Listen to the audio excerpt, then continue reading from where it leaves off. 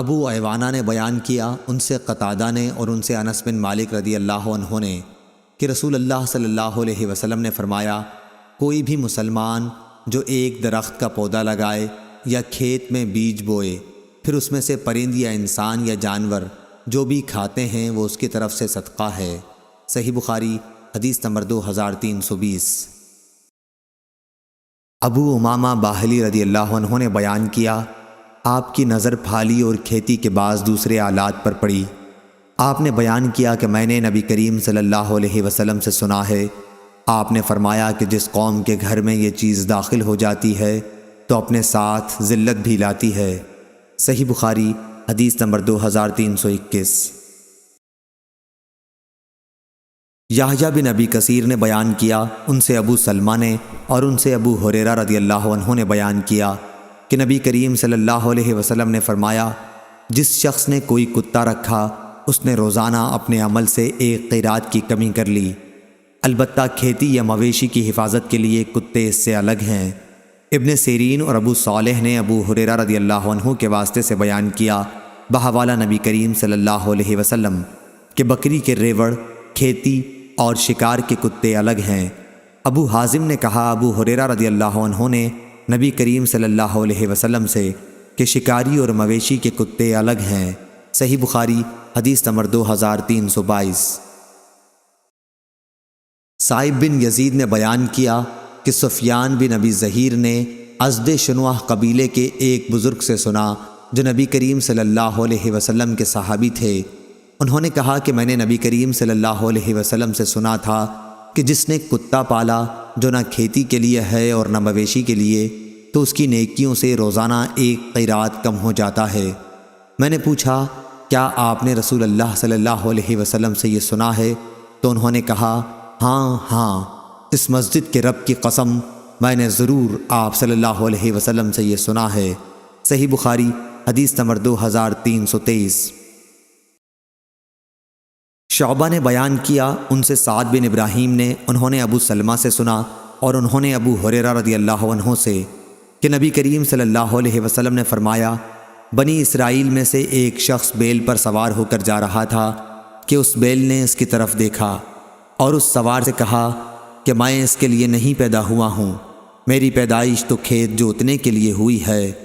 آپ نے فرمایا کہ میں اس پر ایمان لایا اور ابو بکر و عمر رضی اللہ عنہ بھی ایمان لائے۔ اور ایک دفعہ ایک بھیڑیے نے ایک بکری پکڑ لی تھی تو گڈریے نے اس کا پیچھا کیا۔ بھیڑیا بولا، آج تو اسے بچاتا ہے، جس دن مدینہ اجاڑ ہوگا درندے ہی درندے رہ جائیں گے، اس دن میرے سوا کون بکریوں کا چرانے والا ہوگا؟ آپ نے فرمایا کہ میں اس پر ایمان لایا اور ابو بکر و عمر رضی اللہ عنہ بھی۔ ابو سلمہ نے کہا کہ ابو بکر و عمر رضی اللہ عنہ اس مجلس میں موجود نہیں تھے۔ صحیح بخاری حدیث نمبر 2324۔ ابو زناد نے بیان کیا، ان سے اعرج نے اور ان سے ابو ہریرہ رضی اللہ عنہ نے بیان کیا کہ انصار نے نبی کریم صلی اللہ علیہ وسلم سے کہا کہ ہمارے باغات آپ ہم میں اور مہاجر بھائیوں میں تقسیم فرما دیں۔ آپ صلی اللہ علیہ وسلم نے انکار کیا تو انصار نے مہاجرین سے کہا کہ آپ لوگ درختوں میں محنت کرو، ہم تم میوے میں شریک رہیں گے۔ انہوں نے کہا، اچھا، ہم نے سنا اور قبول کیا۔ صحیح بخاری حدیث نمبر 2325۔ عبداللہ بن عمر رضی اللہ عنہ نے بیان کیا کہ نبی کریم صلی اللہ علیہ وسلم نے بنی نظیر کے کھجوروں کے باغ جلا دیے اور کاٹ دیے۔ انہی کے باغات کا نام بویرہ تھا، اور حسان رضی اللہ عنہ کا یہ شعر اسی کے متعلق ہے، بنی لوئی قریش کے سرداروں پر غلبے کو بویرہ کی آگ نے آسان بنا دیا جو ہر طرف پھیلتی ہی جا رہی تھی۔ صحیح بخاری حدیث نمبر 2326۔ یحییٰ بن سعید نے خبر دی، انہیں حنظلہ بن قیس انصاری نے، انہوں نے رافع بن خدیج رضی اللہ عنہ سے سنا، وہ بیان کرتے تھے کہ مدینے میں ہمارے پاس کھیت اوروں سے زیادہ تھے، ہم کھیتوں کو اس شرط کے ساتھ دوسروں کو جوتنے اور بونے کے لیے دیا کرتے تھے کہ کھیت کے ایک مقررہ حصے کی پیداوار مالک زمین لے گا۔ بعض دفعہ ایسا ہوتا کہ خاص اسی حصے کی پیداوار ماری جاتی اور سارا کھیت سلامت رہتا، اور بعض دفعہ سارے کھیت کی پیداوار ماری جاتی اور یہ خاص حصہ بچ جاتا۔ اس لیے ہمیں اس طرح معاملہ کرنے سے روک دیا گیا، اور سونا اور چاندی کے بدل ٹھیکہ دینے کا تو اس وقت رواج ہی نہ تھا، نقدی کرائے کا معاملہ اس وقت نہیں ہوا کرتا تھا۔ صحیح بخاری حدیث نمبر 2327۔ عبداللہ بن عمر رضی اللہ عنہ نے خبر دی کہ رسول اللہ صلی اللہ علیہ وسلم نے خیبر کے یہودیوں سے وہاں کی زمین میں پھل، کھیتی اور جو بھی پیداوار ہو اس کے آدھے حصے پر معاملہ کیا تھا۔ آپ صلی اللہ علیہ وسلم اس میں سے اپنی بیویوں کو 100 وسق دیتے تھے، جس میں 80 وسق کھجور ہوتی اور 20 وسق جو۔ پھر حضرت عمر رضی اللہ عنہ نے اپنے عہد خلافت میں جب خیبر کی زمین تقسیم کی تو ازواج مطہرات کو آپ نے اس کا اختیار دیا کہ اگر وہ چاہیں تو انہیں بھی وہاں کا پانی اور قطع زمین دے دیا جائے، یا وہی پہلی صورت باقی رکھی جائے۔ چنانچہ بعض نے زمین لینا پسند کیا اور بعض نے پیداوار سے وسق لینا پسند کیا۔ حضرت عائشہ رضی اللہ عنہا نے زمین ہی لینا پسند کیا تھا۔ صحیح بخاری حدیث نمبر 2328۔ یحییٰ بن سعید نے بیان کیا، ان سے عبید اللہ نے، ان سے نافع نے اور ان سے عبداللہ بن عمر رضی اللہ عنہ نے کہ نبی کریم صلی اللہ علیہ وسلم نے خیبر کے پھل اور اناج کی آدھی پیداوار پر وہاں کے رہنے والوں سے معاملہ کیا تھا۔ صحیح بخاری حدیث نمبر 2329۔ عمرو بن دینار نے کہا کہ میں نے طاؤس سے عرض کیا، کاش آپ بٹائی کا معاملہ چھوڑ دیتے، کیونکہ ان لوگوں رافع بن خدیج اور جابر بن عبداللہ رضی اللہ عنہم وغیرہ کا کہنا ہے نبی کریم صلی اللہ علیہ وسلم نے اس سے منع فرمایا ہے۔ اس پر طاؤس نے کہا کہ میں تو لوگوں کو زمین دیتا ہوں اور ان کا فائدہ کرتا ہوں، اور صحابہ رضی اللہ عنہم میں جو بڑے عالم تھے انہوں نے مجھے خبر دی ہے، آپ کی مراد ابن عباس رضی اللہ عنہ سے تھی، کہ نبی کریم صلی اللہ علیہ وسلم نے اس سے نہیں روکا، بلکہ آپ نے صرف یہ فرمایا تھا کہ اگر کوئی شخص اپنے بھائی کو اپنی زمین مفت دے دے تو یہ اس سے بہتر ہے کہ اس کا محصول لے۔ صحیح بخاری حدیث نمبر 2330۔ عبید اللہ نے خبر دی، انہیں نافع نے اور ان سے عبداللہ بن عمر رضی اللہ عنہ نے بیان کیا کہ رسول اللہ صلی اللہ علیہ وسلم نے خیبر کی زمین یہودیوں کو اس شرط پر سونپی تھی کہ اس میں محنت کریں اور جوتیں بوئیں اور اس کی پیداوار کا آدھا حصہ لیں۔ صحیح بخاری حدیث نمبر 2331۔ سفیان بن عینہ نے خبر دی، انہیں یحییٰ بن سعید انصاری نے، انہوں نے حنظلہ زرقی سے سنا کہ رافع بن خدیج رضی اللہ عنہ نے کہا، ہمارے پاس مدینے کے دوسرے لوگوں کے مقابلے میں زمین زیادہ تھی۔ ہمارے یہاں طریقہ یہ تھا کہ جب زمین بصورت جنس کرائے پر دیتے تو یہ شرط لگا دیتے کہ اس حصے کی پیداوار تو میری رہے گی اور اس حصے کی تمہاری رہے گی۔ پھر کبھی ایسا ہوتا کہ ایک حصے کی پیداوار خوب ہوتی اور دوسرے کی نہ ہوتی، اس لیے نبی کریم صلی اللہ علیہ وسلم نے لوگوں کو اس طرح معاملہ کرنے سے منع فرما دیا۔ صحیح بخاری حدیث نمبر 2332۔ موسیٰ بن عقبہ نے بیان کیا، ان سے نافع نے اور ان سے عبداللہ بن عمر رضی اللہ عنہ نے کہ نبی کریم صلی اللہ علیہ وسلم نے فرمایا، 3 آدمی کہیں چلے جا رہے تھے کہ بارش نے ان کو آ لیا۔ تینوں نے ایک پہاڑ کی غار میں پناہ لے لی۔ اچانک اوپر سے ایک چٹان غار کے سامنے آ گری اور انہیں غار کے اندر بالکل بند کر دیا۔ اب ان میں سے بعض لوگوں نے کہا کہ تم اب اپنے ایسے کاموں کو یاد کرو جنہیں تم نے خالص اللہ تعالیٰ کے لیے کیا ہو، اور اسی کام کا واسطہ دے کر اللہ تعالیٰ سے دعا کرو، ممکن ہے اس طرح اللہ تعالیٰ تمہاری اس مصیبت کو ٹال دے۔ چنانچہ ایک شخص نے دعا شروع کی، اے اللہ، میرے والدین بہت بوڑھے تھے اور میرے چھوٹے چھوٹے بچے بھی تھے، میں ان کے لیے جانور چرایا کرتا تھا، پھر جب واپس ہوتا تو دودھ دوہتا، سب سے پہلے اپنی اولاد سے بھی پہلے میں والدین ہی کو دودھ پلاتا تھا۔ ایک دن دیر ہو گئی اور رات گئے تک گھر واپس آیا، اس وقت میرے ماں باپ سو چکے تھے۔ میں نے معمول کے مطابق دودھ دوہا اور اس کا پیالہ لے کر میں ان کے سرہانے کھڑا ہو گیا۔ میں نے پسند نہیں کیا انہیں جگاؤں، لیکن اپنے بچوں کو بھی والدین سے پہلے پلانا مجھے پسند نہیں تھا۔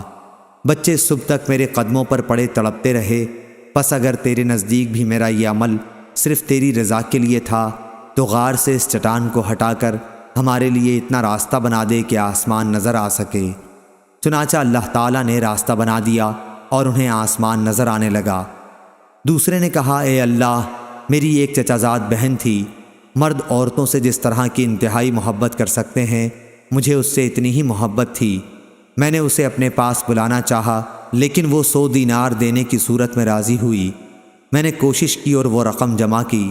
پھر جب میں اس کے دونوں پاؤں کے درمیان بیٹھ گیا تو اس نے مجھ سے کہا اے اللہ کے بندے، اللہ سے ڈر اور اس کی مہر کو حق کے بغیر نہ توڑ۔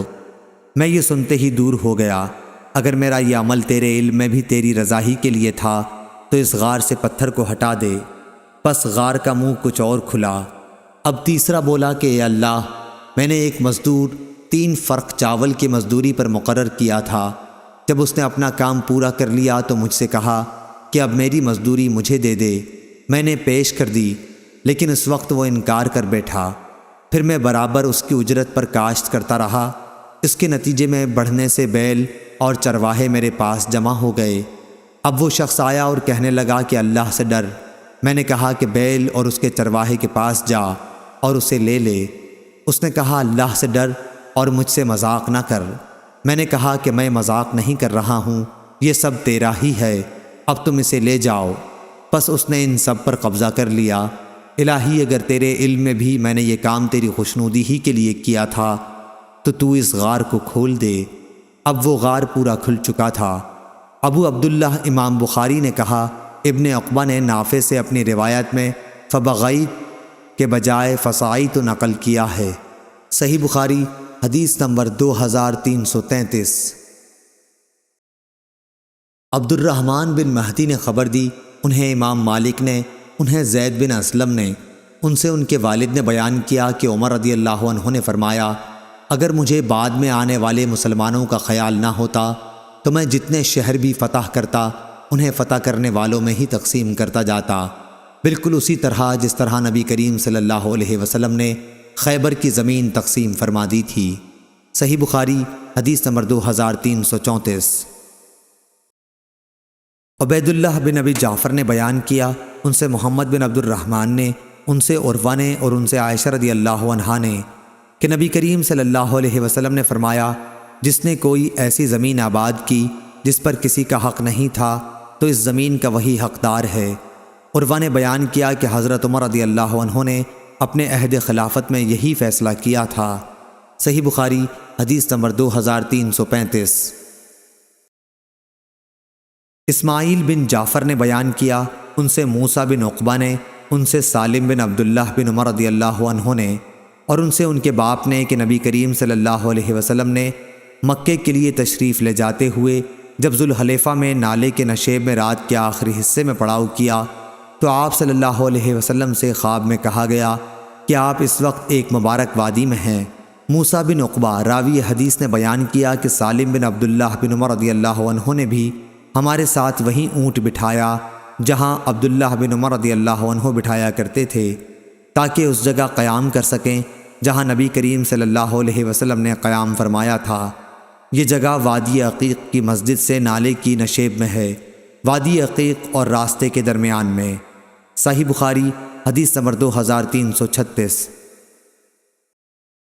یحییٰ نے بیان کیا، ان سے اکرمہ نے، ان سے ابن عباس رضی اللہ عنہ نے اور ان سے عمر رضی اللہ عنہ نے کہ نبی کریم صلی اللہ علیہ وسلم نے فرمایا رات میرے پاس میرے رب کی طرف سے ایک آنے والا فرشتہ آیا۔ آپ اس وقت وادی عقیق میں قیام کیے ہوئے تھے اور اس نے یہ پیغام پہنچایا کہ اس مبارک وادی میں نماز پڑھ اور کہا کہ کہہ دیجئے عمرہ حج میں شریک ہو گیا۔ صحیح بخاری حدیث نمبر 2337۔ نافع نے خبر دی اور ان سے حضرت عبداللہ بن عمر رضی اللہ عنہ نے بیان کیا کہ نبی کریم صلی اللہ علیہ وسلم نے جب خیبر پر فتح حاصل کی تھی۔ دوسری سند۔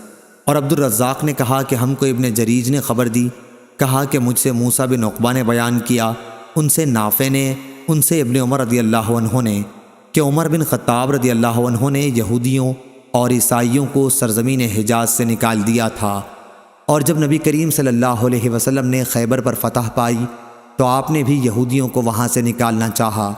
جب آپ کو وہاں فتح حاصل ہوئی تو اس کی زمین اللہ اور اس کے رسول صلی اللہ علیہ وسلم اور مسلمانوں کی ہو گئی تھی۔ آپ کا ارادہ یہودیوں کو وہاں سے باہر کرنے کا تھا، لیکن یہودیوں نے رسول اللہ صلی اللہ علیہ وسلم سے درخواست کی کہ آپ ہمیں یہیں رہنے دیں، ہم خیبر کی اراضی کا سارا کام خود کریں گے اور اس کی پیداوار کا نصف حصہ لے لیں گے۔ اس پر رسول اللہ صلی اللہ علیہ وسلم نے فرمایا کہ اچھا، جب تک ہم چاہیں تمہیں اس شرط پر یہاں رہنے دیں گے۔ چنانچہ وہ لوگ وہیں رہے اور پھر عمر رضی اللہ عنہ نے انہیں تیمہ اور اریحہ کی طرف جلا وطن کر دیا۔ صحیح بخاری حدیث نمبر 2338۔ امام اوزائی نے خبر دی، انہیں رافع بن خدیج رضی اللہ عنہ کے غلام ابو نجاشی نے، انہوں نے رافع بن خدیج بن رافع رضی اللہ عنہ سے سنا اور انہوں نے اپنے چچا زہیر بن رافع رضی اللہ عنہ سے۔ زہیر رضی اللہ عنہ نے بیان کیا کہ نبی کریم صلی اللہ علیہ وسلم نے ہمیں ایک ایسے کام سے منع کیا تھا جس میں ہمارا بظاہر ذاتی فائدہ تھا۔ اس پر میں نے کہا کہ رسول اللہ صلی اللہ علیہ وسلم نے جو کچھ بھی فرمایا وہ حق ہے۔ زہیر رضی اللہ عنہ نے بیان کیا کہ مجھے رسول اللہ صلی اللہ علیہ وسلم نے بلایا اور دریافت فرمایا کہ تم لوگ اپنے کھیتوں کا معاملہ کس طرح کرتے ہو؟ میں نے کہا کہ ہم اپنے کھیتوں کو بونے کے لیے نہر کے قریب کی زمین کی شرط پر دے دیتے ہیں، اس طرح کھجور اور جو کے چند وسق پر۔ یہ سن کر آپ صلی اللہ علیہ وسلم نے فرمایا کیا ایسا نہ کرو، یا خود اس میں کھیتی کیا کرو یا دوسروں سے کراؤ، ورنہ اسے یوں خالی ہی چھوڑ دو۔ رافع رضی اللہ عنہ نے بیان کیا کہ میں نے کہا آپ کا یہ فرمان میں نے سنا اور مان لیا۔ صحیح بخاری حدیث نمبر 2339۔ عطا نے بیان کیا اور ان سے جابر رضی اللہ عنہ نے بیان کیا کہ صحابہ تہائی، چوتھائی یا نصف پر بٹائی کا معاملہ کیا کرتے تھے۔ پھر نبی کریم صلی اللہ علیہ وسلم نے فرمایا کہ جس کے پاس زمین ہو تو اسے خود بوئے، ورنہ دوسروں کو بخش دے، اگر یہ بھی نہیں کر سکتا تو اسے یوں ہی خالی چھوڑ دے۔ صحیح بخاری حدیث نمبر 2340۔ معاویہ بن سلام نے بیان کیا، ان سے یحییٰ بن کثیر نے، ان سے ابو سلمہ نے اور ان سے ابو ہریرہ رضی اللہ عنہ نے بیان کیا کہ نبی کریم صلی اللہ علیہ وسلم نے فرمایا جس کے پاس زمین ہو تو وہ خود بوئے، ورنہ اپنے کسی مسلمان بھائی کو بخش دے، اور اگر یہ نہیں کر سکتا تو اسے یوں ہی خالی چھوڑ دے۔ صحیح بخاری حدیث نمبر 2341۔ عمرو بن دینار نے بیان کیا کہ میں نے اس کا یعنی رافع بن خدیج رضی اللہ عنہ کی مذکورہ حدیث کا ذکر طاؤس سے کیا تو انہوں نے کہا کہ بٹائی وغیرہ پر کاشت کرا سکتا ہے۔ ابن عباس رضی اللہ عنہ نے فرمایا تھا کہ نبی کریم صلی اللہ علیہ وسلم نے اس سے منع نہیں کیا تھا، البتہ آپ نے یہ فرمایا تھا کہ اپنے کسی بھائی کو زمین بخشش کے طور پر دے دینا، اس سے بہتر ہے کہ اس پر اس سے کوئی محصول لے، یہ اس صورت میں کہ زمیندار کے پاس فالتو زمین بیکار پڑی ہو۔ صحیح بخاری حدیث نمبر 2342۔ نافع نے بیان کیا کہ ابن عمر رضی اللہ عنہ اپنے کھیتوں کو نبی کریم صلی اللہ علیہ وسلم، ابو بکر، عمر، عثمان رضی اللہ عنہم کے عہد میں اور معاویہ رضی اللہ عنہ کے ابتدائی عہد خلافت میں کرائے پر دیتے تھے۔ صحیح بخاری حدیث نمبر 2343۔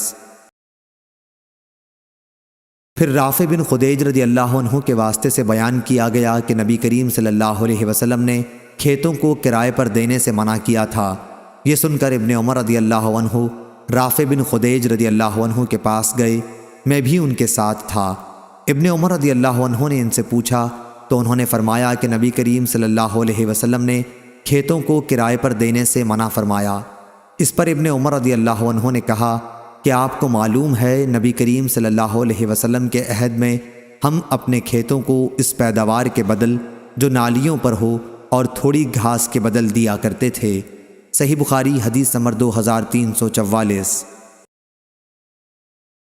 سالم نے خبر دی کہ عبداللہ بن عمر رضی اللہ عنہ نے بیان کیا، رسول اللہ صلی اللہ علیہ وسلم کے زمانے میں مجھے معلوم تھا کہ زمین کو بٹائی پر دیا جاتا تھا، پھر انہیں ڈر ہوا کہ ممکن ہے نبی کریم صلی اللہ علیہ وسلم نے اس سلسلے میں کوئی نئی ہدایت فرمائی ہو جس کا علم انہیں نہ ہوا ہو، چنانچہ انہوں نے احتیاطاً زمین کو بٹائی پر دینا چھوڑ دیا۔